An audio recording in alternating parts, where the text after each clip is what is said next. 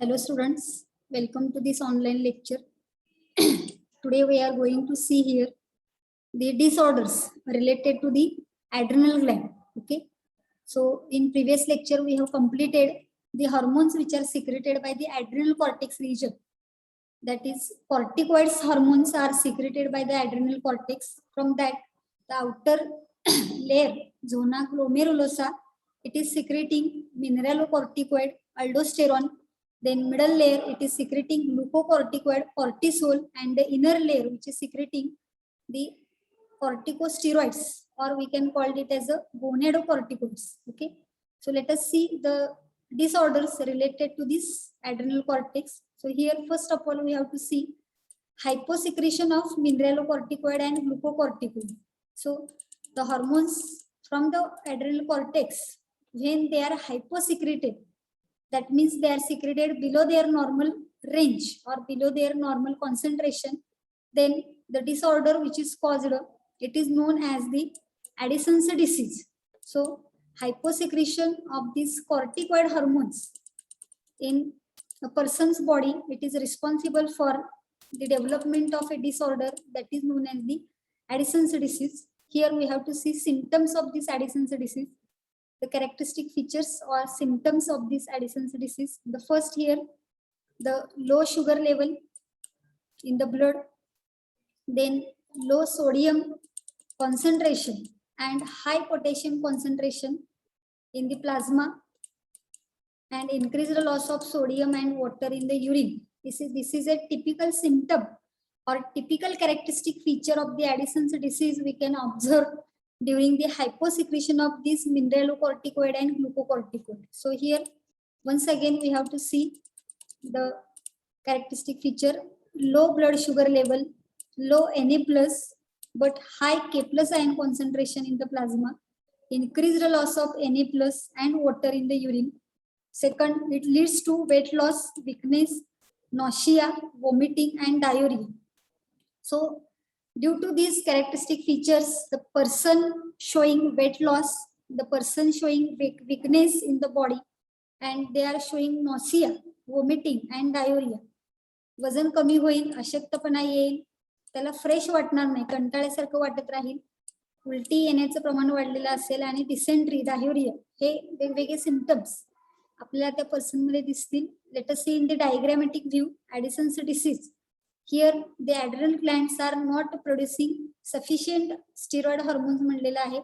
These hormones, aldosterone or cortisol or the gonadocorticoids, are all hormones are steroid in nature, and therefore here given adrenal glands, it not producing the sufficient amount of the hormones. And here we can see the typical hormones that we have seen, the typical symptom of this low secretion: low blood pressure, weakness, and weight loss. These are the typical symptoms. Along with that, nausea, diarrhea, vomiting, constipation, and abdominal pain. हे gastrointestinal जे symptoms आहेत त्या patient मध्ये बघायला मिळतील. स्किनच्या बाबतीमध्ये बघितलं तर हायपर पिगमेंटेशन, स्किन वरती जास्त प्रमाणामध्ये पिगमेंटेशन, म्हणजे आपण जसं म्हणतो की चेहऱ्यावरती वगैरे काळे स्पॉट येणे, वांग उठणे त्याला म्हणलं जातं बघा, चेहऱ्यावरती वगैरे नाकावरती वगैरे आपल्याला बघायला मिळतं, त्याला हायपर पिगमेंटेशन म्हणलेलं आहे. काळे असे स्पॉट चेहऱ्यावरती बघायला मिळतील, स्किनवरती.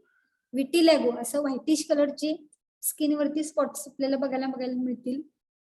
त्याचबरोबर ऍडिशनल जर आपण बघितलं तर फिवर आहे, हायपोग्लायसेमिया आहे, सिव्हिअर वॉमिटिंग आणि डायरिया, हे ऍडिशनल सिम्पटम्स आपल्याला बघायला मिळतील. त्यामुळं महत्वाचं आपल्याला काय लक्षात ठेवायचं आहे, due to hyposecretion of mineralocorticoid and glucocorticoid Addison's disease, we can observe this important information. And regarding the Addison's disease, low blood sugar level, low Na+, high K+, and loss of Na+ and water is increased condition. That symptoms you have to remember. So this Addison's disorder is due to hyposecretion of mineralocorticoid and glucocorticoid. Now the next disorder here we have to see the hypersecretion of the glucocorticoids. When a person's body, it is showing higher secretion of the glucocorticoid, that is cortisol, in the body, then what happens here? It produces a disorder that is known as the Cushing's disease. बघा डिसीजचं नाव इथं. जर hyper secretion झालं ऍड्रिनल cortex हॉर्मोनचं तर होणारा जो disorder आहे त्याला कशिंग डिसीज म्हणलेला आहे. Characteristic features of this disease is it is leading to high blood sugar level, excretion of glucose in the urine, rise Na plus in blood volume, high blood pressure, obesity and wasting of limb muscles. बरोबर मगाशी जे symptom आपण बघितले हायपोसिक्रेशनचे त्याच्या उलट symptom आपल्याला या Cushing disease मध्ये बघायला मिळतील. इकडं लो शुगर लेवल होती, इकडे हाय शुगर लेवल असणार आहे. Excretion in glucose in the urine, sugar level blood मध्ये वाढल्यामुळे ऑटोमॅटिकली काय होणार आहे, ग्लुकोजचं एक्सक्रिशन होणार आहे थ्रू युरिन. तिकडं लो Na+ कॉन्सन्ट्रेशन होतं. इकडे जर आपण बघितलं तर हाय Na+ कॉन्सन्ट्रेशन आपल्याला ब्लड मध्ये बघायला मिळेल. Then high blood pressure, the person is showing obesity, वजन वाढल्यासारखं बघायला मिळेल. And wasting of limb muscles, हाताचे आणि पायाचे जे मसल्स आहेत त्यांच्यामध्ये proper working condition, proper working ability आपल्याला बघायला मिळणार नाहीत. वेस्टिंग, वेस्ट झाल्यासारखे ते मसल्स त्यांच्या बॉडीमध्ये आपल्याला बघायला मिळतील. असे symptoms hypersecretion of glucocorticoid, ज्याला कशिंग डिसीज म्हणलेला आहे, त्याची सांगता येतील. So here you can observe the disorders. Here adrenal glands are secreting excess cortisol. Glucocorticoid cortisol आहे त्याचं एक्सेस सिक्रेशन झाल्यामुळे जो डिसऑर्डर होणार आहे त्याला कशिंग सिंड्रोम किंवा कशिंग डिसीज असं सुद्धा म्हणलं जातं. Here you can C the obesity, जे आता आपण इकडे सिम्पटम बघितलेले आहे त्याच्यामध्ये ओबेसिटी आपल्याला बघायला मिळेल. त्यानंतर ऑस्टिओपोरोटिक कंडिशन आहे. मसल वेस्टिंग म्हणलेलं आहे, मसल मध्ये प्रॉपर वर्किंग कंडिशन करण्याची ॲबिलिटी असणार नाही. आणि बाकीचे सिम्पटम इथे दिलेले आहेत पण ते आपल्याला लक्षात ठेवायचे नाहीये. हे महत्वाचं, हाय शुगर लेवल वाढलेली असणार आहे. Excretion of glucose through urine बघायला मिळेल. Rise of Na+ in blood and high blood pressure, obesity आणि वेस्टिंग ऑफ मसल्स. हे टिपिकल कॅरेक्टरिस्टिक फीचर्स आहेत किंवा सिम्पटम्स आहेत कशिंग डिसीजचे, ते आपल्याला लक्षात ठेवायचे आहेत. Okay, so this is all about the hormones which are secreted by adrenal cortex and the disorders regarding the adrenal cortex hormones. Now the second point here we have to study, that is the hormones secreted by the adrenal medulla region. The central part of the adrenal gland, it is known as the adrenal medulla, and here this adrenal medulla is developing from the ectoderm. In previous lecture we have seen the adrenal glands are showing two origins, that means mesodermal in origin and ectodermal in origin. The adrenal cortex is mesodermal in origin, adrenal medulla is ectodermal in origin, and it is secreting two hormones. The one hormone it is known as the adrenaline, or it is also called as the epinephrine, and second hormone it is known as the noradrenaline or norepinephrine. Two hormones are secreted by this adrenal medulla, adrenaline or epinephrine, noradrenaline or norepinephrine. Okay, and these two hormones are basically amine in nature, and specifically they are known as catecholamine in nature.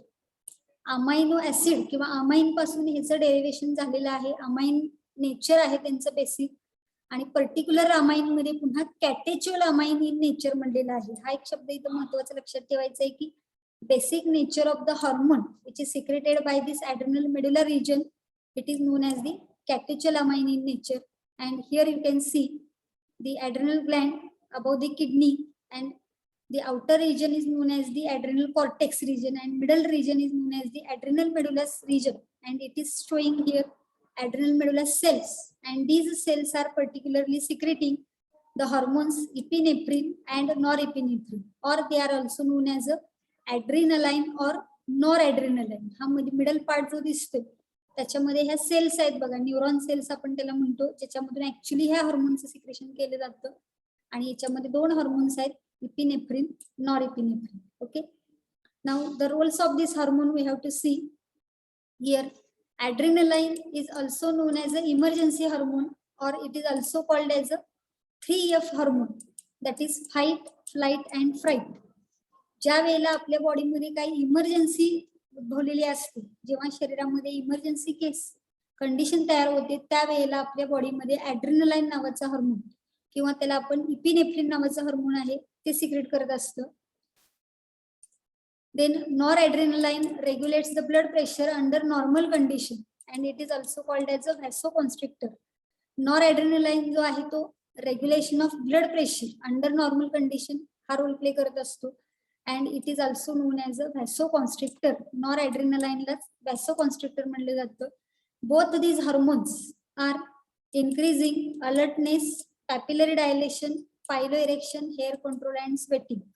हा जो ॲड्रेनालाईन hormone आहे हा आपल्या बॉडीमध्ये एक alertness तयार करण्याचं काम करतो. पॅपिलरी डायलेशन म्हणलेलं आहे आणि पायलो इरेक्शन म्हणजे अंगावरती आपण शहारा येणे असं आपण म्हणतो. कोणतीही एखादी धक्कादायक गोष्ट ऐकली, भीतीदायक गोष्ट ऐकली, अतिशय आनंदाची गोष्ट ऐकली की आपल्या अंगावरची केस जी आहे ते उभे राहतात बघ. घाबरल्यामुळं किंवा अतिशय दुःख झाल्यामुळं, अतिशय आनंद झाल्यामुळे अशा अनेक कंडिशन्स आहेत. त्यावेळेला आपले हेअर इरेक्शन होतं, आपल्या अंगावरचे केस आहेत ते उभे राहतात, त्याला पायलो इरेक्शन म्हणलेलं आहे. काही वेळेला घाम येतो आपल्याला, अतिशय आनंद, अतिशय दुःख, अतिशय घाबरलेला असेल, अतिशय राग आलेला असेल, अशा सगळ्या कंडिशन, या सगळ्या इमर्जन्सी कंडिशन्स आहेत. त्यावेळेला कुठला हार्मोन सिक्रेट केला जातो तर ॲड्रेनालाईन हार्मोन सिक्रेट केला जातो. त्यामुळे ॲड्रेनालाईन हार्मोनलाच इमर्जन्सी हार्मोन म्हणलं जातं. हा पॉइंट इथे लक्षात ठेवायचा आहे. Okay, so here in this way pupillary dilation म्हणजे ज्या वेळेला आपल्या डोळ्यावरती, जस्ट मिनिट, पॅपिलरी नाही प्युपिलरी डायलेशन करत होतं. प्युपिलरी डायलेशन, प्युपिल आपण डोळ्याचं स्ट्रक्चर बघितलं त्यावेळेला प्युपिल बघितलेला होता बघा. सिलियरी मसल्स असतात आणि सिलियरी मसल पासून आयरिसचा रिजन आलेला असतो आणि त्या दोन आयरिसच्या मध्ये लेन्सच्या समोर असा प्युपिल असतो. इकडं वरती आयरिस आहे, इकडं वरती आयरिस असतो, इकडं तुम्हाला सिलियरी बॉडी आणि इथं मध्ये लेन्स आहे डोळ्याचा आणि हा मधला जो ओपनिंगचा भाग आहे त्याला आपण काय म्हणतो, प्युपिल म्हणतो, बरोबर. तर त्या प्युपिलचं डायलेशन, जसं आपल्या चेहऱ्यावरती किंवा डोळ्यावरती प्रकाश पडतो, पटकन प्रकाश पडला की लगेच आपल्याला एका सेकंदात काही दिसत नाही आणि परत ऑटोमॅटिकली आपल्याला काय होतं, दिसायला लागतं. आणि आता अंधारातून उजेडात गेले किंवा उजेडातून अंधारात गेले तर त्यावेळेला त्या प्युपिलचं काय केलं जातं, डायलेशन केलं जातं. म्हणजे ऑटोमॅटिकली इमेज जी आहे ती आपल्याला फोकस केली जाते. तर ती ऍक्शन म्हणजे काय आहे, प्युपिलरी डायलेशन आहे. ओके, समजलं का? येस, ओके, ठीक आहे. तर in this way the adrenal gland here it is secreting different hormones. Once again we have to revise. This is the VS of adrenal gland. Outermost layer it is known as the capsule. Then outer layer it is known as the zona glomerulosa, which is thin. Middle layer which is thick, that is known as the zona fasciculata, and innermost thin region it is known as the zona reticularis. हा इथून इथपर्यंतचा जो region आहे तो काय, cortical region आहे आणि हा जो रिजन दिसतोय ॲड्रेनल मेडुला रिजन आहे. याच्यामधून जे हार्मोन सिक्रेट केले जातात त्याची आपण माहिती बघितलेली आहे कालच्या लेक्चरमध्ये. Mineralocorticoid aldosterone it is secreted by zona glomerulosa. Glucocorticoid cortisol it is secreted by zona fasciculata. And androgen DHEA एक नाव दिलेलं आहे किंवा अँड्रोस्टिनॉइड, अँड्रोस्टिन आयोडीन असं एक नाव आहे, त्याला अँड्रोजेन पण म्हणू शकता तुम्ही किंवा जस्ट गोनॅडोकॉर्टिकॉइड्स असं नाव द्या. हे झोना रेटिक्युलरिस मधून सिक्रेट केलं जातं आणि मेडुलरी रिजन मधून कॅटेच्युलामाइन्स आहेत, ॲड्रेनालाईन किंवा नॉर ॲड्रेनालाईन, हे हार्मोन मेडुलरी रिजन मधून सिक्रेट केले जातात. In this way the adrenal gland information we have completed. Now the next gland we have to see a very simple gland, and already you have known about this gland. That gland is known as the pancreas. Pancreas is a mixed gland, or it is also called as a dual gland, or it is also called as a composite gland, because pancreas is showing both endocrine nature as well as exocrine nature. Some part of the pancreas is acting as a exocrine and some part of pancreas is working as a endocrine. So here this pancreas is developing from the endoderm. That means pancreas is endodermal in origin. It is a dual gland, composite gland, or mixed gland because it is acting exocrine as well as endocrine. Exocrine part of the pancreas is known as the pancreatic acini or pancreatic lobules, and endocrine part of the pancreas is known as the islets of Langerhans. So here location of this pancreas we can observe below the stomach, or below the stomach and liver, and along with the small intestine region, the duodenum part you can see here, the pancreas, leaf-like structure we can see here. This duct is known as the pancreas. याच्यामधून एक duct arise झालेली बघायला मिळते बघा, पॅन्क्रियाटिक duct म्हणलेला आहे. हा कशापासून arise झालेला आहे? एक्झोक्राईन पार्ट पासून अराईज झालेला रिजन आहे जो आपल्याला इथं बघायला मिळतो. त्यामुळे लिव्हर आणि स्टमकच्या खालच्या बाजूला हा डिओडिनमच्या शेजारी हा लीफ शेपड एक ग्लँड आपल्याला बघायला मिळतो, त्याला पॅन्क्रियाज म्हणले जाते. Okay, here the endocrine pancreas. आपल्याला इथं हार्मोन सिक्रेटिंग पार्ट जो आहे पॅन्क्रियाजचा त्याची माहिती घ्यायची आहे, कारण हार्मोन सिक्रेटिंग ग्लँडचीच आपण माहिती इथं घेत आहोत. पॅन्क्रियाज ही ड्युएल ग्लँड आहे किंवा मिक्स्ड ग्लँड आहे. त्यामध्ये एंडोक्राइन पार्ट जो आहे पॅन्क्रियाजचा, it is known as a islets of Langerhans. And here in these islets of Langerhans there are 4 types of cells which are actually secreting different types of hormones. These 4 types of cells here, the first cell is known as alpha cells, second beta cells, third delta cells, and fourth pp cells, or it is called as a F cell. So in islets of Langerhans a group of cells are there. There are 4 types of cells present in these islets of Langerhans. So here first is alpha cell, second beta cell, third delta cell, and fourth pp cell or F cell. Let us see in the diagram here. This is the diagram of islets of Langerhans. Islets of Langerhans म्हणजे काय? It is a group of cell, and in this group of cell there are 4 types of cells: alpha cells, then beta cells, delta cells, and F cells or pp cells. अशी 4 प्रकारच्या cells पासून एक group तयार झालेला असतो. That group here it is known as the islets of Langerhans. Okay, one by one we have to see which hormones are secreted by these 4 cells. So let us see the hormones secreted by these cells. The first cell, alpha cells, which are 20% in that particular group. 20% contribution is of alpha cells, which is secreting a peptide hormone that is known as the glucagon. So in islets of Langerhans 20% contribution is taken with the help of these alpha cells, which is secreting a peptide hormone known as the glucagon. Second here, beta cells, which is having 70% contribution in that group of islets of Langerhans, which is secreting a peptide hormone insulin. Third, delta cells which is contributing 5%, secreting a peptide hormone somatostatin. And the fourth, pp cells or F cells, which is also contributing 5% and secreting a hormone that is known as the pancreatic polypeptide. In this way, in the islets of Langerhans there is a 20% contribution of the alpha cell secreting glucagon, 70% contribution of the beta cell secreting insulin, 5% of the delta cell which is secreting somatostatin, and 5% pp or F cells which is secreting pancreatic polypeptide. So let us see in the diagram here.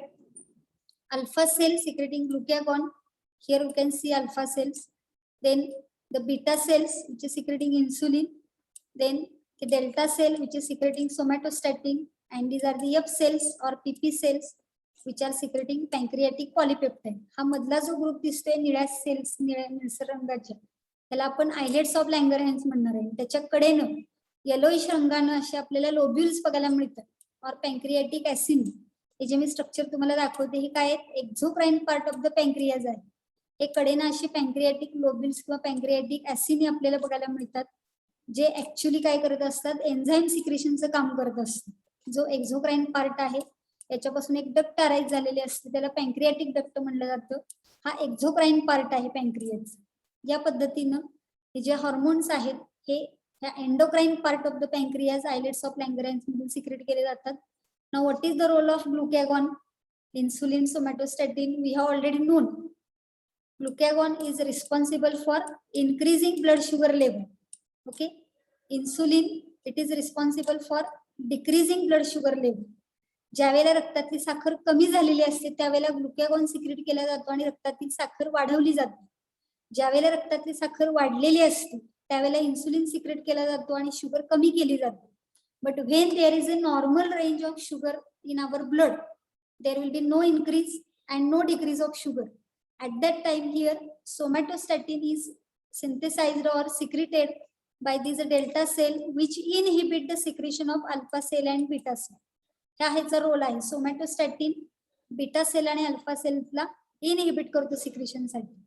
आणि पॅन्क्रियाटिक polypeptide हा जो hormone आहे F sale मधून secret केला जाणारा, हा पॅन्क्रियाटिक ऍसिनी जे आहेत किंवा लोब्युल्स आहेत त्यांच्यावरती ऍक्ट होतो आणि मग हे एन्झाईम सिक्रेशन साठी त्याला मेसेज दिला जातो. या पद्धतीने ही चारही हार्मोनचे रोल आपल्याला सांगता येतील. Next year one by one we have to see the detail about these hormones. So glucagon here, the first function, it acts on liver cells. These are known as the hepatocytes, which is stimulating hepatocytes for glucogenolysis. इथं सगळे point महत्वाचे आहेत बघा एक्झामच्या दृष्टीने. So glucagon is acting on the liver cell, which are known as the hepatocyte. It is also stimulating hepatocytes and for glycogenolysis, that means formation of glucose from the glycogen. In liver we know that the extra amount of glucose is converted into glycogen and it is stored in the liver. आणि ज्या वेळेला आपल्या शरीरामध्ये गरज असते त्यावेळेला ग्लायकोजनचं conversion glucose मध्ये केलं जातं with the help of enzyme hormone glucagon. That process is known as the glycogenolysis and there is a leading to increase the level of blood glucose, that is hyperglycemia. ज्या वेळेला रक्तातली साखर कमी होते त्यावेळेला automatically alpha sale मधून काय केला जातो, हा ग्लुकॅगॉन सिक्रेट केला जातो. हा ग्लुकॅगॉन लिव्हर सेल जे आहेत हेपॅटोसाइट्स त्यांच्यावरती ऍक्ट होतो. Hepatocytes are getting stimulated and the glycogenolysis process is taking place under the influence of this glucagon. That means formation of glucose from the glycogen, and as glucose is formed the blood sugar level is going to be increased. That condition is known as here hyperglycemia. बघा इथं role लक्षात आला का ग्लुकॅगॉनचं काय आहे. Next year this hormone also stimulate the process of gluconeogenesis. That means formation of glucose from fatty acid, fat or protein, which is also contributing to the hyperglycemia. Glycogenolysis बरोबरच ग्लुकोनिओजेनेसिस या process साठी सुद्धा glucagon hormone काय करतो, मदत करतो. जर समजा ग्लायकोजन अवेलेबल नाही तर ग्लुकोज कसं तयार केलं जातं, तर फॅटी ऍसिड असेल किंवा प्रोटीन असेल आपल्या बॉडीमध्ये त्याचं कन्व्हर्जन कशामध्ये केलं जातं, ग्लुकोज मध्ये केलं जातं आणि हायपरग्लायसेमिया कंडिशन तिथं मिळवली जाते. Okay, and here glucagon is reducing the cellular glucose uptake and utilization. त्याचबरोबर ग्लुकॅगॉन काय करतो, ग्लुकोजचा अपटेक जो आहे आणि युटिलायझेशन सेल लेवलला आहे ते रिड्यूस करतो. म्हणजेच ब्लड शुगर लेवल काय केली जाते, वाढवली जाते. and hence here glucagon is known as a hyperglycemic hormone. हा एक शब्द इथं अतिशय महत्वाचा आहे एक्झामच्या दृष्टीने की हायपरग्लायसेमिक हार्मोन कोणता. हायपरग्लायसेमिक म्हणजे काय, रक्तातली साखर वाढवणारा. ग्लायसेमिक म्हणजे ग्लुकोज आणि हायपर म्हणजे काय, ग्लुकोजची लेवल वाढवणे. यानुसार लक्षात ठेवायचं आहे glucagon is hyperglycaemic hormone. Okay, next role we have to see about the insulin. Here insulin is stimulating hepatocytes and adipocytes for cellular glucose uptake and utilization. Opposite to the glucagon action, here insulin is responsible for stimulating hepatocytes and adipocytes to take up the glucose and utilize the glucose. म्हणजेच इन्सुलिनचा role काय आहे, sugar कमी करणे. कशी कमी केली जाते, हा काय करतो, प्रत्येक सेलला काय करतो, ग्लुकोज अपटेक आणि युटिलायझेशन साठी स्टिम्युलेट करत असतो. and here therefore glucose from the blood decreases, that is hypoglycemia, and conversion of glucose to glycogen, that is glycogenesis, occurs in the target cell. ज्या सेल मध्ये ग्लुकोज जो आहे तो आतमध्ये ढकलला जातो त्यावेळेला त्या ग्लुकोजचं कन्वर्जन कशामध्ये केलं जातं, ग्लायकोजेन मध्ये केलं जातं. that process is known as glycogenesis, and therefore hypoglycemic condition we can observe, that is blood sugar level is going to be decreased. And so here insulin is known as a hypoglycemic hormone. Opposite to the glucagon he action आपल्याला बघायला मिळते, sugar कमी करण्याचं काम त्या insulin कडून केलं जातं. Thus blood level is maintained by joint action of insulin and glucagon. त्यामुळे ब्लडची शुगर लेवल या दोन हार्मोन कडून काय केली जाते, मेंटेन केली जाते, इन्सुलिन आणि ग्लुकॅगॉन कडून. Okay, hyposecretion of insulin causes diabetes mellitus. हा आपल्याला सगळ्यात माहिती असणारा डिसऑर्डर आहे की जर इन्सुलिन योग्य त्या प्रमाणामध्ये बॉडीमध्ये सिक्रेट नाही झालं तर ब्लडची शुगर लेवल वाढू लागते आणि त्याच कंडिशनला आपण डायबिटीस मेलिटस असं म्हणतो. तर आपल्याला याच्याच बाबतीमध्ये अजून माहिती घ्यायची आहे डिसऑर्डर्स रिलेटेड टू पॅन्क्रियास. त्यामध्ये हायपरग्लायसेमिक कंडिशन जी आहे, जर रक्तातली साखर कंटिन्युअसली वाढत राहिली तर त्या कंडिशनला आपण काय म्हणणार आहे, डायबिटीस मेलिटस हायपरग्लायसेमिक कंडिशन आहे. इथं आपल्याला बघू शकतो आपण की most common metabolic endocrine disorder of pancreas leading to increase in blood glucose level. जर पॅन्क्रियाज मध्ये प्रॉपर वर्किंग होत नसेल, प्रॉपर बीटा सेल ज्या आहेत त्यामधून जर इन्सुलिन प्रॉपर प्रमाणामध्ये सिक्रेट नाही झालं तर there will be increase in the blood glucose level and this is due to the under activity of beta cells as just we have seen which results in reduced secretion of insulin. In children, such a condition is called as a insulin dependent diabetes mellitus type 1. Insulin dependent diabetes mellitus IDDM. लहान मुलांच्या मध्ये particularly इनऍक्टिव्हिटी of beta sale मुळे reduced secretion of insulin होतं आणि त्यामुळे त्यांच्यामध्ये diabetic condition आपल्याला बघायला मिळते. अशा कंडिशनला आपल्याला insulin dependent diabetes mellitus type 1 IDDM म्हणावं लागेल. आणि अडल्ट मध्ये जर बघितलं तर अदर फॉर्म ऑफ डायबिटीस आपल्याला बघायला मिळतो which is known as a non insulin dependent diabetes mellitus type 2. Non insulin dependent diabetes mellitus हे कशामुळे होतं अडल्ट मध्ये, तर it is caused due to failure of insulin to facilitate the movement of glucose into the cell. म्हणजे insulin secrete केलं जातं पण इन्सुलिनची action जी आहे ती ऍक्शन मात्र तिथं होत नाही. Insulin fails to facilitate the movement of glucose into the cell. म्हणजे इन्सुलिनचं सिक्रेशन होत नाही असं नाहीये, इन्सुलिन सिक्रेट होतं बट ग्लुकोजची मुवमेंट जी आहे टार्गेट सेलमध्ये व्हायला पाहिजे ती प्रोसेसचं फॅसिलिटेशन इथं होत नाही. अशा प्रकारच्या डायबिटीसला काय म्हणलं जातं, टाइप 2 डायबिटीस म्हणलं जातं. आणि जर बीटा सेल मधून इन्सुलिनच सिक्रेट होत नसेल तर त्याला टाइप 1 डायबिटीस म्हणलं जातं. हा दोन्हीतला फरक आहे तो आपल्याला एक्झाम मध्ये लक्षात ठेवायचा आहे. Okay. Reduced sensitivity to insulin is called as a insulin resistance. आता बरेच जणांना माहित असेल की काही व्यक्तींना शुगर कंट्रोल करण्यासाठी इन्सुलिनचे इंजेक्शन घ्यावं लागतं, पण कंटिन्युअसली जर एखादा पेशंट इंजेक्शन घेत गेला तर शरीराला ती सवय होते आणि नंतर इन्सुलिनचं इंजेक्शन घेऊन सुद्धा शुगर कंट्रोलमध्ये येत नाही. अशा कंडिशनला त्याला रिड्युस्ड सेन्सिटिव्हिटी टू इन्सुलिन म्हणलं जातं, त्याला इन्सुलिन रेजिस्टन्स म्हणलेलं आहे. म्हणजे वारंवार एखादं औषध आपण बॉडीमध्ये घेत राहिलो तर सुरुवातीला त्या औषधाचा इफेक्ट होतो परंतु नंतर ते औषध एवढं इफेक्टिव्ह राहत नाही. तसंच इन्सुलिनच्या बाबतीमध्ये की सुरुवातीला इन्सुलिन घेतल्यानंतर ब्लड शुगर लेवल कमी होईल पण कंटिन्युअसली तसंच जर आपण इन्सुलिन घेत राहिलो तर हळूहळू आपल्या शरीराला रेजिस्टन्स निर्माण होतो इन्सुलिनचा आणि त्यामुळे त्याचा इफेक्ट आपल्या बॉडीवरती पाहिजे तसा होत नाही. ओके, तर ही एक गोष्ट लक्षात ठेवायची आहे. Now next point here, in both disorders blood glucose level increases. Type 1 diabetes असू दे किंवा 2 असू दे, ब्लडची शुगर लेवल वाढलेलीच बघायला मिळते. Some of this glucose is excreted in urine. जर जास्त शुगर असेल तर युरिन मार्फत ती बाहेर टाकली जाते आणि त्याच्यामुळे एक्सेसिव्ह युरिनेशन होतं आणि डिहायड्रेशन ऑफ बॉडी टिश्यूज झालेलं आपल्याला बघायला मिळतं.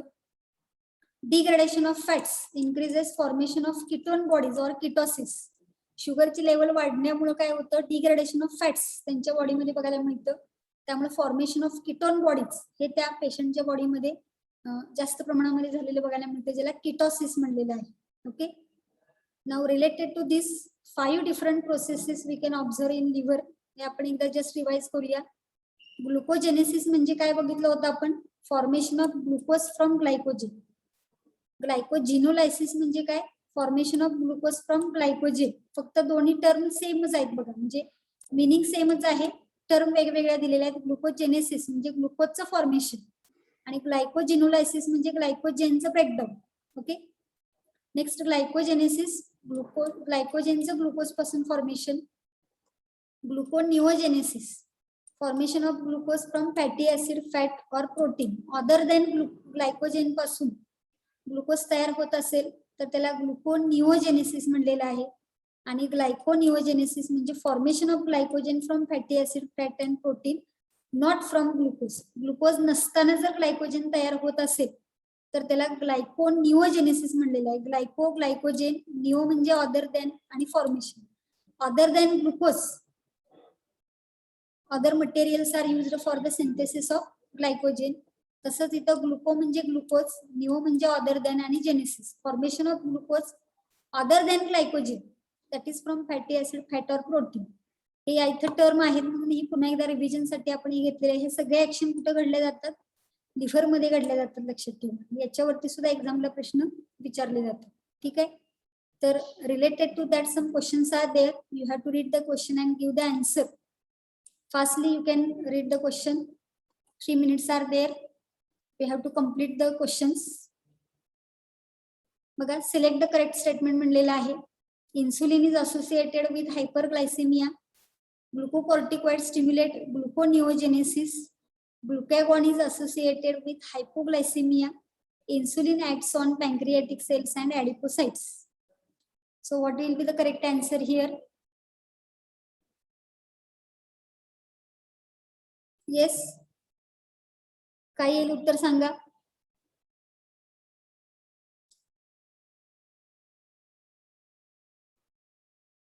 Insulin acts on pancreatic cells and adipocytes म्हणलेलं आहे. डी ऑप्शन येईल का तिथं?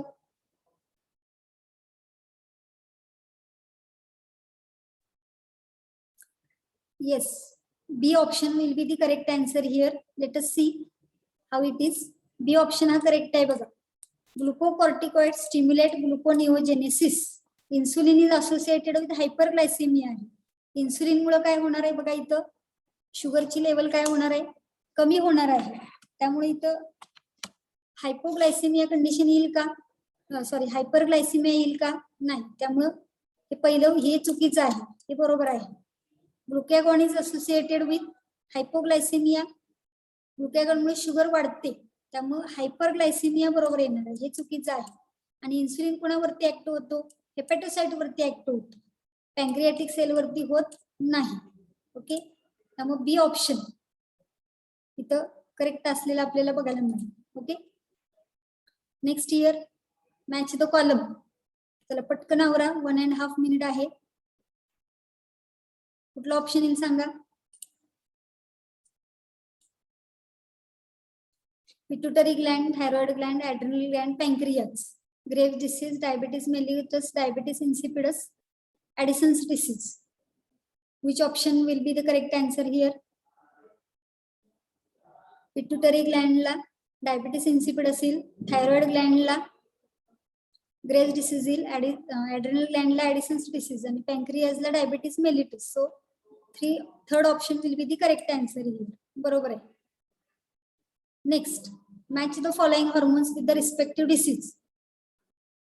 बरं, 1 मिनिटापेक्षा जास्त वेळ राहिलेला नाहीये, 1 मिनिटापेक्षा कमी राहिलेला आहे. तर ह्या ऑप्शनचं उत्तर आपण नेक्स्ट लेक्चरला बघू. Okay, will stop here.